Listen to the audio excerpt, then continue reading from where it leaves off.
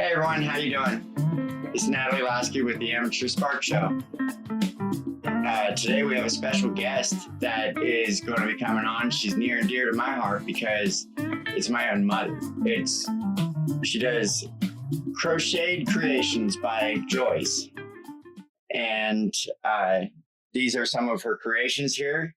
This one over here in particular that she made is a dog that I had for 12 years that was my service animal. And he was an amazing companion over the years and everything. However, like, dogs get old. Not much we can do about that. But anyways, she's going to talk about the techniques of what goes into creating these stuffed animals and how she came about doing this, because she's been crocheting for my entire life that I know, but she's never done anything like this whenever I was a kid. She would do blankets and everything. I remember my grandma would do blankets and stuff as well. But yeah, her stuff is amazing. Whenever I saw her creation, I was like, what? Where did you learn how to do this? I was so excited because they were just super cool. And then she started doing them as memories for people, taking pictures of animals and creating them like she did that. And telling you what, I'll put it up here on the screen. What the comparison between the before of what my dog looked like compared to that, and you're going to be astonished. It's amazing with the detail she gets. So before we go any further, let's see if we can get her on the line.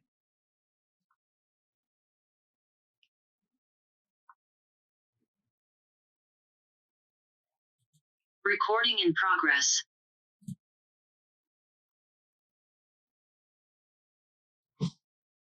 Let's see.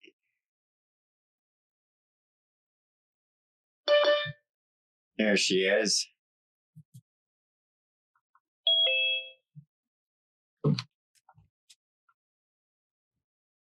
Are you there?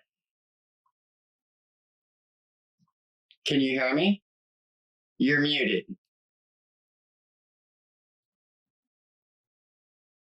Click the microphone. There you go. Am I on now? Yeah, you're on. How are you doing today, Mom?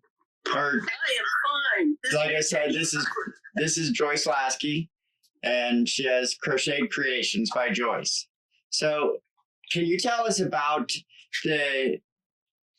what type of creations you actually do? Well, Nat, growing up, I have made all kind of creations. Your thumb's in the Many picture years too. ago. Pardon? Your thumb's in the picture. My thumb's in the picture. Okay. Sorry, I did not mean to interrupt, but go ahead. This new techie stuff for this old woman. Come on. Now, give me a break.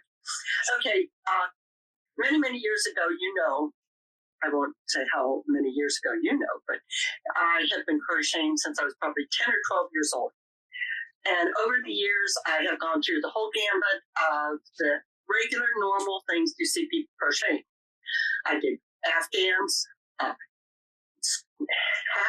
Remember all the animal hats I made for the grandkids one year?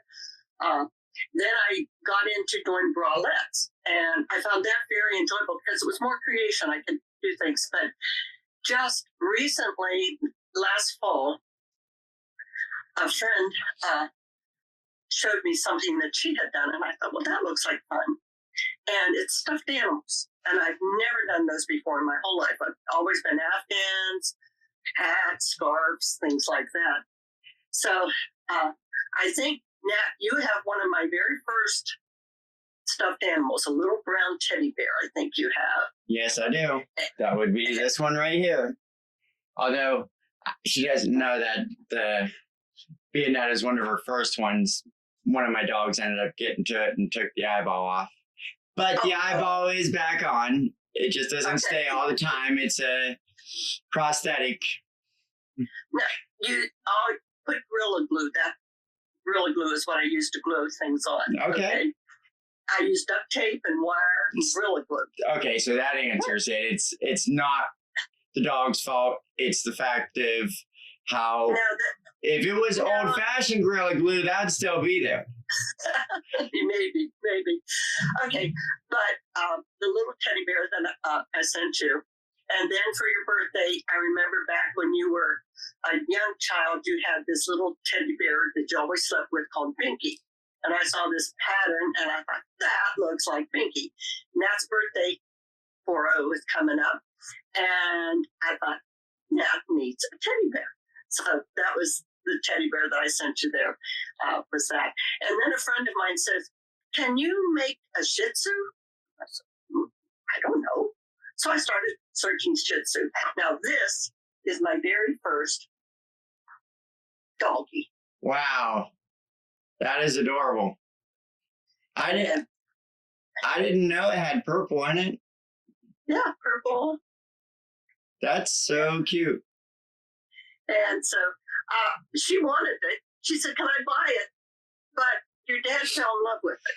Oh, I never knew him to like Shih Tzus, but he wouldn't let me sell it. Okay, and this has what's called yarn joints. They're connected together and they actually move, and it sets down or it stands up. That's something there. Now, then that was in October I started doing that. And I don't know if you can see behind me some of the things that I've done back there. okay, yeah. Those are cute. Those are really interesting. I like the teal one, or the is that periwinkle? Yeah, it's like a mint green, right? Mint green one there.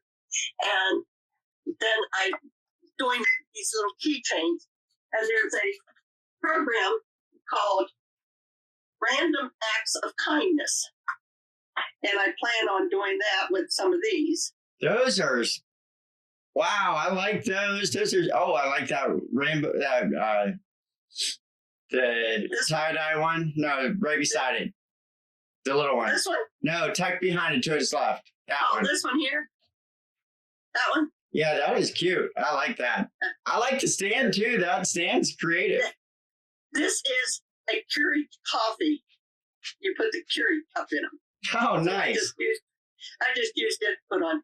These are octopuses that people make for NICU units in hospitals for the little preemie babies that are constantly used to grab the umbilical cord for comfort, and then they're born and they're constantly looking for something to grab, and they're pulling out all the IV cords that are in them. So they make those little octopi with all the little twisty things. And I think more people would want those than just NICU babies. those are adorable. I thought they were keychains at first. Those are all keychains. I just had it connected to a keychain. I wanted to show you what that was.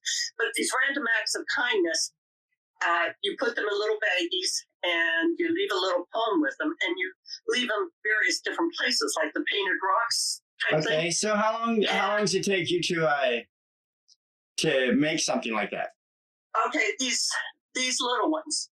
Okay, those little fidget flowers, the ones that have the beads that people with anxiety or kids with ADHD can fidget with. I do like 3 or 4 of those in an hour, and crochet them and put the beads in. Now, a memory dog is what I really suddenly decided I really, really find great pleasure in doing. I had a friend, the one with the Shih Tzu, asked me that when I wouldn't let her buy this. She asked me, she said, can you make one that looks like my Molly? And she sent me a picture of it. And I think I sent you the picture. You'll probably be able to show that up of the... They should flash it across the screen right about now. The white Shih Tzu. And she was so pleased with it and I was so happy that I was able to recreate her memory. Then my girlfriend out in New Mexico saw that and says, can you make our dog? We lost her 3 years ago. And she sent me a picture. And I said, well, what kind of a dog is it? And she said, it's a dog. I said, okay. And she sent me a picture. And it's the white one with black ears and a little black spot on it. And so I had a lot of fun redoing that. And I looked at the picture, and I have a basic pet dog pattern, and then I adapted to making that. And her dog and the other little Shih Tzu come from the same pattern. So just doing different type of yarn, different type of colors. And I think you probably can show them how I create the hair by taking individual strands of yarn and hooking it into the crochet stitch, and then you just brush and brush and brush and brush and brush. And the last dog I sent you, Nat, had that one bag of all that fluff type thing. Yeah. That comes from what came out of brushing yarn. Okay, so now I just want to say, like, I know you get into doing this type of stuff. I know you always had a sense of joy doing it. Now, whenever you're creating something, like, when's that point when it really clicks in where you're like, man, this is going to be amazing? Where you first see that it's going to turn out excellent. Actually, when I really, on the ones with hair, when I start brushing it out and it starts looking like real hair, and then I look at it and look at the picture, and it's like, okay, I can do this, I can do that. It's looking so close. But a lot of it, I use makeup. I use eyeshadow. I use eyeliner. The little paws, things on the diesel dog I sent you, that's eyeliner in the little paws, which here's one I'm making right now. This is the same pattern for the pit bull. I'm in the process of doing it right now.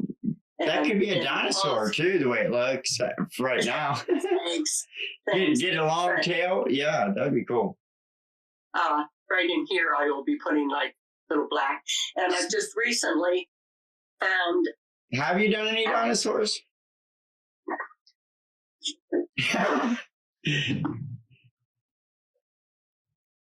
Oh my goodness. That is adorable.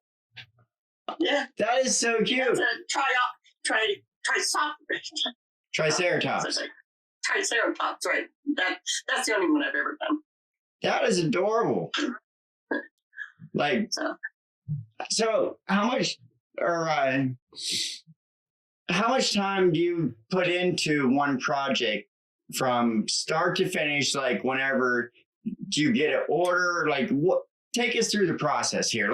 Walk us through the various steps. Don't really spend too much time on any stuff. Just let's hear. Okay. If you want a little fidget, it takes me 15 minutes. If you want a memory dog, it can take me 2 to 3 weeks, depending, because this one I'm just making a dog. I'm not trying to match a person's memory, match it to what will be meaningful to them. I'm just crocheting. So with this one, it probably took me off and on maybe a day to make 2 legs, another day to make 2 legs, another day I worked on the body, and then I'm now crochet them starting together. So a dog is much more complicated. So, and when you with the dog, since you primarily do a lot of dogs that I know of, crocheting now. Sorry. Anyways, can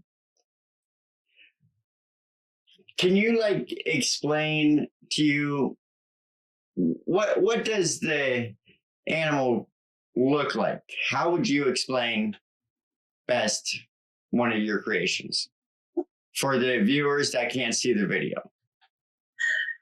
I tried to make them as realistic as possible. And many times when I post a picture of one, people will come back and comment like, oh my goodness, I thought that was a real animal. Of course, they are only anywhere from 6 to 8, 10 inches tall, much smaller, but I like that. Now, making a toy, a stuffed animal type. What are you holding up there? That's the Triceratops. Okay, so like, how many different yarns goes into it? Can you describe it? Like, so All right. It's gray color with pink paws, and it has 3 yellow horns coming out of it with the looks The like flare, a big yes. the flap that goes behind the head. It's standing up straight with curves built into it, looks like, and it's a combination of pink and gray, the inside of pink like you'd see on the inside of a dog's ear, and Right. it's This beautiful. is 2 layers. 2 This layers. is 2 layers. It's the one you crochet is the gray layer, then you crochet a pink layer, then you sew them together.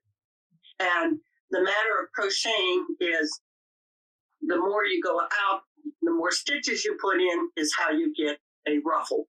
Okay, they're ruffles. It's like That's a the skirt. word. It's a ruffle, kind of like a skirt for a woman. Yeah, I can see how that would be. It looks like if you're looking at a skirt, if and the skirt is turned horizontal and you're looking at the flare on the bottom, is Right. pretty much how that brim looks. Exactly. The horns are made individually and stuffed and then sewn on by hand. The eyes, these can be either glued on, sewn on as like an embroidery, or they have what they call safety eyes. This is pushed on with a little tab and the washer goes on the backside before you stuff the animal and it clamps it in. The little paws here are 2 different colors. That I start with the pink color and I do so many rows, then I switch and continue in the gray color. So those are all done in one. And then each of those, the legs are sewn on once they're finished. And that is the part I hate. That's why I like this pattern that I was showing you with the dog. Each leg is made individually. And then you start with the base on the bottom part of the chest and the belly. And when you come up to a certain point, you can add the leg and crochet the leg into the body so that it is crocheted actually into the body and no sewing. I like that. No sew. I find that a very tedious. And So how many projects include like sewing mixed with the crocheting? So you got makeup, you got crocheting, and you got sewing involved in one project, right? And gluing. You forgot, and you forgot the wire frame that I'm going to make. The wire will go down, and the wire. That explains how the legs stand up. Okay, I could not feel a wire in the dog's legs, but I could move the leg to whatever position I wanted it to, which I thought was fascinating. I can make the dog look like he's sitting if I want, or I can make him look standing up. She prefers standing up, but I thought it looked cool when he was sitting. Okay, inside the legs on the dog I sent you is actually a foam, probably 1/2 inch diameter, and it was long. I cut it off from hair rollers from Dollar General. Nice. You really get creative with this. I like it. So those were put in there, but there was a wire frame to keep the base and everything together. The pattern calls for just the wire and then stuffing. That's what I'm going to try on this one without putting hair rollers in. But this one is also done with a small hook, which is very, very tedious. To get this is done with a little bit bigger one. And you can see the pattern for those that can't see the stitches. One is pull it to your left a little bit. Go to the left a little. There you go. There. Right there. You can see the stitches just a little bit different on this. But this one is going to be taller than the one I sent you, even though it's the same pattern. It's only 1/2 millimeter. This hook is a 2.5 millimeter. The hook I did your dog with was a 2.0, so only 1/2 millimeter bigger, but you can almost see how much taller. Yeah, I see that. Once I put the rest of the body and the head on, this dog's probably going to be 15 inches tall. Wow. And only by using a slightly, basically the same yarn weight, what they call it a weight, the yarn weight. And they have different yarn that you can use. Yeah, have you ever thought about putting hinges inside like the knees on the foam on the inside? They're joints. They're called joints. Whoa, no. Not the kind of joints, the college kids know, but it's a joint. Wow. But this is a yarn joint. Leave that up for my mom to say that. This is a yarn joint where the long needle with the yarn goes from one side in and out the other and then back through and connects it. And that's why you get this. But they have plastic. I have not used them yet. I always mean, the plastic ones, and like how you said you have the foam for the legs, like you did on Diesel, like on the inside, do a joint with the foam. Right. And put a hinge on it. As you're crocheting it, this one would not, where it's crocheted into it. This one where the leg is separate, a separate leg, that one you would have to have a hole when you crochet there and a hole on the inside of the leg. And the one goes on the inside and the other one then snaps into it. And they can do that for heads. There's a pattern for a cat that I want to try that has the joint for the neck that the cat can turn their head. Although I just want to say with how in detail and in depth, it was a very emotional experience whenever I didn't know that she made the dog for me and the memory dog for me. And whenever I opened it up, like, you could not help but cry. The tears just, they come flowing. And the ironic part is my other dogs, which you may have seen head pop up here and there. Anyways, like, it's amazing how they even thought the dog was their dad, because the dog that had passed on was their father. And so now I just have the mother and two of the pups, and they kept, every time they see it, they want to sniff it like it's a real dog. As you can see right there, like, these are very realistic here. Very realistic dogs. This dog looks identical to, like, she even put the dimples on the butt in the same spot. It's now show the nose on that. Show the nose on that dog. Yeah, that's another thing I've just right here. That was the first one I've done. I'm not sure which camera. Clay. Yeah, that's polymer clay. It comes in a large clump of like a brick, and you take a chunk of it, and it's like modeling clay that kids use for Play-Doh, and it had to be molded, and then you bake it in the oven. Yeah, this is like ceramics. So that is a handmade nose. But the random acts of kindness that just I want to tell you with those, to leave them around, there's a little poem that will go, and basically it says, I'm not lost, I'm just alone. If this made you smile, take me home. So there you go. That was Crocheted Creations by Joyce. Like, the lessons that woman has taught me over the years are to always accept people for who they are, and to try and find the joy and the love within everything that you encounter and everything that you do. And she truly does show her joy and love with what she does with her creations. Until next time, this is Natalie with the Amateur Spark Show. Later.